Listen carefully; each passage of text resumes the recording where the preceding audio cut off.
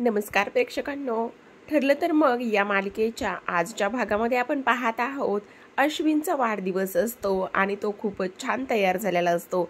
सर्वजणांनी त्याला शुभेच्छा तर दिलेल्याच असतात, पण आज स्पेशल ट्रीट त्याच्यासाठी असते. जसं की तो इथे पाट्यावर बसलेला असतो आणि इथे कल्पना त्याचं औक्षण करायला घेत असते. औक्षण करून त्याला खूप जण सर्व काही गिफ्ट्स देत असतात. आता कल्पनाच्या हातून सायली ताट घेणार असते, तर प्रिया मध्येच तिला अडवते आणि स्वतःच्या हातात ताट घेऊन अश्विनचं औक्षण करते. खरं तर प्रेक्षकांना आपल्याला माहित आहे, प्रियाच्या लक्षात सुद्धा नसतं की अश्विनचा वाढदिवस आहे. आता त्याचं औक्षण केल्यावर ती त्याला एक्सपेन्सिव्ह असं घड्याळ गिफ्ट करते. तो म्हणत असतो, अगं एवढं महागातलं का दिलंस? पण ती म्हणते, असं कसं, माझा नवरा एवढा महागडा आहे, एवढा चांगला आहे, मग त्याच्यासाठी हे घड्याळ तर हवंच. आता सायली सुद्धा त्याचं औक्षण करते, पण अश्विन तिच्यासोबत तुसुडेपणानेच वागत असतो, जसं की प्रियाने तिच्या मनामध्ये खूप काही पेरलेलं असतं. आता पूर्णाजीचे आशीर्वाद घेतल्याच्या नंतर पूर्णाई त्याच्यासाठी खाऊसाठी पैसे देतो आणि लगेचच अश्विन ते गिफ्ट्स घेऊन उठत असतो. पण आता अर्जुनला त्याला काहीतरी गिफ्ट द्यायचं असतं, म्हणूनच तो पुढे येतो आणि त्याला समोर बोलावून म्हणत असतो, अश्विन तुला वाढदिवसाच्या खूप खूप साऱ्या शुभेच्छा आणि हे घे तुझ्यासाठी गिफ्ट आहे. पण अश्विनच्या मनामध्ये थोडासा राग असतो, म्हणून अगदीच तो त्याच्याकडे दुर्लक्ष करतो. पण अर्जुनच्या रिक्वेस्ट करून त्याला ते गिफ्ट तो तिथेच उघडायला लावतो. आता गिफ्टचा बॉक्स उघडल्यावर त्यामध्ये एक लहानपणीची गाडी असते, बस असते.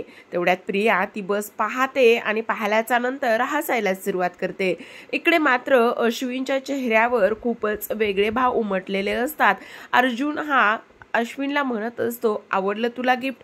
पण तेवढ्यात आता प्रिया म्हणत असते, असं लहान बाळांची खेळणी कोणी कोणाला गिफ्ट म्हणून देतं का? आणि तो एवढा महागडा आहे, माझा नवरा एवढा कमवतो, तुझ्या वकिलीवर काही गदा आली आहे का? तुझ्याकडे काही पैसे नाही आहेत का? आणि त्यामुळे तू अशी लहान मुलांची खेळणी त्याला गिफ्ट करतोयस? त्यावर सायली तिला म्हणते, अगं प्रिया जरा गप्प बसतेस का? एवढी महत्त्वाची वस्तू त्यांनी भेट दिली म्हटल्यावर नक्कीच त्यामध्ये काहीतरी कारण असेल ना, तू शांत बस. असं म्हणूनच अश्विन लगेच बोलतो, दादा ही माझी तर लहानपणाची बस आहे. आणि तेव्हा अर्जुन म्हणतो, हो अश्विन, ही तुझी लहानपणीची बस आहे ना. जेव्हा माझी खेळणी खराब झाली होती तुझ्याकडून आणि तेव्हा मी तुझ्याकडून ही बस काढून घेतली होती, पण आज मी तुला ती तुझी बस परत करत आहे, रिटर्न करत आहे. तुझं हे किती आवडीचं गिफ्ट आहे मला माहीत आहे. त्यावर अश्विनला खूपच भरून येत असतं.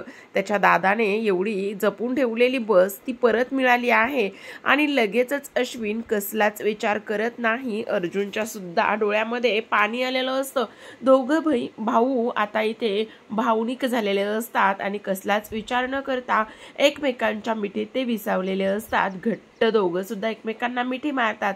घरातील इतर लोक आनंदाने सुखावतात, तर इकडे मात्र प्रियाचा जळफळाट होतो. मनामध्येच बोलते, एवढी दोघांमध्ये भांडणं लावली, एवढं सगळं केलं, पण काय झालं? हे ना अश्विन मूर्खच आहे. एवढीशी बस काय भेट दिली तर लगेचच गळाभट घेतली. काय बोलावं? हे ना सुभेदार कुटुंब खूपच जास्त चिवट आहे. आता इकडे मात्र अश्विनचा वाढदिवस असल्या कारणाने घरी जेवणाचा बेत असतो. औक्षण करून गिफ्ट्स मिळवून सर्वजण जेवायला बसलेले असतात. कल्पना म्हणत असते, अश्विन खरं तर बाहेर जाण्याचाच हेतू होता किंवा बाहेर जायचंच होतं तुझ्या वाढदिवसासाठी, पण तुझी बायको म्हटली नको, आपण घरीच पदार्थ बनवूयात. आणि तेव्हा अश्विन तिला म्हणतो, अगं तन्वी, एवढं सगळं घरी करायची काय बरं गरज होती? तेव्हा तन्वी म्हणते, अरे अश्विन, मला माहीत आहे तुला घरचे पदार्थ किती आवडतात, मग एवढं तुझ्यासाठी केलं म्हणून काय फरक पडतो? आणि तेवढ्यात अश्विन म्हणतो, अगं पण एवढं सगळं करणं काही सोपं नाहीये, तू कशाला करत बसलीस एवढं? आणि तेव्हा ती म्हणते, माझा नवरा एवढा लाडका आहे तर त्याच्यासाठी केलं म्हणून काय फरक पडतो? कारण प्रिया इथे सर्व श्रेय स्वयंपाकाचं स्वतःवरच घेत असते. तिला खरं तर मुळात काहीच येत नसतं, पण तिनं केलेलं असं दाखवत असते आणि तिनं केलेलं दाखवल्यानंतर मात्र इकडे पूर्णाईला थोडंसं खटकतं. पूर्णाई म्हणतात, अगं तन्वी, असं का करतेस? तुला तर काही बनवता येत नाही, पण ज्यानं स्वयंपाक केलाय ना त्याचं त्याला श्रेय हे नेहमीच द्यावं. तर अश्विन, तुला माहिती का, हा स्वयंपाक तुझ्या बायकोने केलेलाच नाहीये, तर हा स्वयंपाक ना इथे सायलीने केलेला आहे. किती नाही म्हटलं तरी तिने स्वयंपाक केलेलाच आहे. तेवढ्यात आता इथे अर्जुन बोलत असतो, काय रे, काय म्हणालीस पूर्णाई तू? कोणाच्या बायकोने गेलाय स्वयंपाक असं म्हटल्याच्या नंतर सायली पुन्हा त्याला डोळ्यानेच दटावते आणि म्हणते, जरा शांत बसावं तुम्ही. तेव्हा पूर्णाई म्हणते, हो बाबा, तुझ्याच तर बायकोने स्वयंपाक केलेला आहे, झालं का तुझं समाधान? तर प्रेक्षकांनो, तर सायली म्हणत असते, पूर्णाई, आज तुम्ही माझी बाजूने बोललात. एक दिवस असा नक्कीच येईल की जेव्हा तुम्ही मला या घराची सून म्हणतान, अर्जुनची बायको म्हणतान, आणि मी त्या दिवसाची वाट पाहीन. आता अश्विन म्हणत असतो, मला हा स्वयंपाक फक्त पाहायचाच आहे का? तेव्हा सायली म्हणते, नाही, मी लगेच सर्वांना वाढते. आणि सर्वांना वाढल्याच्या नंतर सर्वजणच स्वयंपाकाचं खूप कौतुक करत असतात. आता मात्र पुन्हा प्रियाचा प्रेक्षकांना इकडे जळफळाट झालेला असतो. तिच्या मनामध्ये पुन्हा येत असतं, नाही, मी असं होऊच देणार नाही. हे सर्व कुटुंबांना मी वेगळं केल्याशिवाय राहणार नाही. तेव्हा आता सायलीच्या मनामध्ये खूप आनंदाने उकळ्यास फुटत असतात. तिला वाटत असतं, हे कुटुंब किती आनंदात आहे, छोट्या छोट्या गोष्टीचा सुद्धा आनंद मानतं. मग मी अगदीच तसं करणार आहे आणि ह्या कुटुंबाला एकत्रच बांधून ठेवणार आहे, असं ती विचार करत असते. आता मात्र खोलीत गेल्यावर सायली खूपच खुश असते, म्हणून ती अर्जुनचे गाल ओढत असते आणि पूर्णाईने कौतुक केलं, अश्विन भाऊजीने मी बनवलेला स्वयंपाक खाल्ला म्हणून मी खूपच आनंदात आहे. खरंच मला असं अश्विन भाऊजीचे गाल ओढावे वाटते. इकडे मात्र जी काही दामिनी आहे, दामिनीचा जळफळाटच होत असतो. ज्या पद्धतीने कोर्टामध्ये अर्जुन आणि सायलीने बोलून दाखवले होतं ते सर्व सत्यात उतरणार आहे. तेव्हा सायली बोलत असते, तुम्ही माझ्या नवऱ्याशी पंगा घेतलेला आहे. अर्जुन बोलत असतो, तुम्हाला लास्ट टाइमला माझा कॉन्फिडन्स थोडासा लो वाटला होता, पण आता तर मी सर्व सिद्धच केलेलं आहे.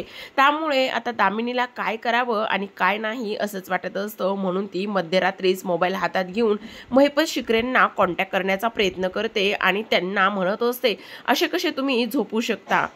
दामिनीने फोन केल्याबरोबरच ती बोलत असते, शिकरे, तुम्ही मला आत्ताच्या आत्ता भेटायला येणार आहात. तेव्हा मात्र इकडे महिपत म्हणत असतो, अहो तुम्ही मला दिवसा ढवळ्या सुद्धा अंगठ्याखाली ठेचल्यागत करताय, आता स्वप्नात सुद्धा येत आहे. तर इकडे आता सायली बोलत असते, तुम्ही घरची अजिबात काळजी करू नका. घरी कसं प्रियाचा चेहरा सर्वांसमोर आणायचा ते मी पाहते. तुम्ही फक्त आणि फक्त कोर्टात लक्ष द्या, जेणेकरून इथे रविराज काकांना त्यांच्या मुलीबद्दल जे काही गैरसमज आहे ते लवकरात लवकर उघड होतील. तेव्हा अर्जुनला सायलीची साथ असताना तो म्हणत असतो, तुम्ही अजिबात काळजी करू नका, सर्व काही याच पद्धतीने होईल. तर आता इकडे दामिनी बोलत असते, तुम्ही झोपा काढू नका. तो अर्जुन काय करणार आहे आणि काय नाही हे लवकरच शोधून काढायचं आहे, त्यामुळे मला आणखी सर्व काही माहिती हवी आहे. तेव्हा आता महिपत बोलत असतो, अहो पण एवढ्या रात्री? पण दामिनी काहीच ऐकून घेत नाही आणि लगेचच तुम्ही ताडकाफाडकी इकडे माझ्या घरी निघून या, मला सर्व काही आत्ताच तुमच्याशी बोलायचं आहे. तेव्हा महिपत बोलत असतो, बरं ठीक आहे, मी लवकरच येतो. कारण दामिनीचं असं असतं की आता अर्जुनने पुढची हालचाल करण्याआधीच आपण पावलं उचलली पाहिजे. तुम्हाला तुमची मुलगी त्या जेलमध्ये पांढऱ्या साडीमध्ये कायमची पाहायची आहे का? नसल पाहायची तर आत्ताच्या आत्ता मी सांगते त्याच पद्धतीने करायचं आहे आणि लवकरात लवकर उठून माझ्याकडे मला भेटायला यायचं आहे. कारण काही जरी झालं तरी सुद्धा अर्जुन ज्या पद्धतीने लास्ट टाइम वागलेला आहे तो या पद्धतीने त्याचा पुढचा डाव काय असेल हे आपल्याला शोधून काढायचं आहे. त्यामुळे तुम्ही वेळ न वाया घालवता लगेचच्या लगेचच इकडे मला भेटायला या. असं म्हणूनच दामिनीचा जो जरब असलेला आवाज ऐकून इकडे मात्र महिपतची अगदीच फाटलेली असते. आता मात्र अर्जुन बोलत असतो, नाही मिसेस सायली, काही जरी झालं तरी सुद्धा आता प्रियाचा डाव उधळून लावायचाच आहे आणि कशा पद्धतीने आपण कोर्टामध्ये ह्या सर्व गोष्टी हँडल केलेल्या आहेत ते सर्व काही आपण शोधून काढायचंच आहे. आणि दामिनीने सुद्धा किती चुकीचे आहे किंवा तिने किती चुकीच्या माणसांना साथ दिलेली आहे हे सुद्धा आपल्याला शोधून काढायचंच आहे. पण खरं तर प्रेक्षकांनो, आता अर्जुन मात्र खूपच जास्त इमोशनल झालेला असतो. तो म्हणत असतो, जर आता प्रियाच्या विरोधामध्ये सुद्धा कोर्टात पुरावे मिळाले तर ती जेलमध्ये जाईल, मला त्याचंच टेन्शन आलंय. तेव्हा सायली म्हणत असते, का बरं तुम्हाला का टेन्शन आलंय? तेव्हा अर्जुन म्हणत असतो, सायलीच्या बाबतीत सर्वांनाच किती अटॅचमेंट झालेली आहे. पुन्हा एकदा जो काही आपला अश्विन आहे तो तन्वीच्या किती प्रेमात आहे. जर त्याला हे सगळं कळलं तर तो पुन्हा कोसळून जायला नको. लास्ट टाइम काय झालं होतं हे आपण पाहिलेलंच आहे. तेव्हा आता सायली म्हणत असते, तुम्ही अजिबात काळजी करू नका, सर्व काही व्यवस्थित होईल, आपण सर्वांना इथे सांभाळून घेऊ. पण आता अर्जुनला वेगळीच भीती वाटत असते. घरातील सर्वजणच तन्वीशी खूपच जास्त अटॅच झालेले असतात. तर आता प्रेक्षकांनो, इथे पुढील भागामध्ये दुसऱ्या दिवशी सकाळची वेळ असते आणि तन्वी रात्री झालेला प्रकार किंवा रात्री झालेला जो काही सायलीचा इथे मान होता त्यामुळे खूपच चिडलेली असते. सकाळी सकाळी येऊन ती विमलवर खूपच काही बोलत असते.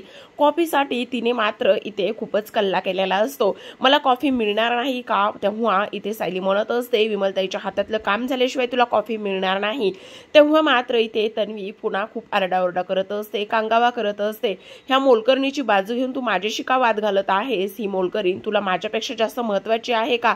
उद्या तू म्हणशील ही सगळी प्रॉपर्टी आमची आहे, उद्या हे सगळं म्हणशील हे घर आमचं आहे, मग तेव्हा सुद्धा मी इथे शांत बसायचं आहे का? तेवढ्यात तन्वीचा हा चढलेला आवाज ऐकल्याच्या नंतर घरातील सर्व सुभेदार कुटुंब इथे एकत्र जमा झालेलं असतं. तेव्हा मात्र सायली पुन्हा बोलत असते, हे बघ, तुला जर कॉफी हवीच असेल तर तू आयती तुझ्या हाताने तू करून घे, तुला आयती कॉफी मिळणार नाही. तेव्हा मात्र प्रियाचा पुन्हा पारा चढतो, तिला पुन्हा राग आलेला असतो आणि पुन्हा ती सायलीला काहीही बोलत असते.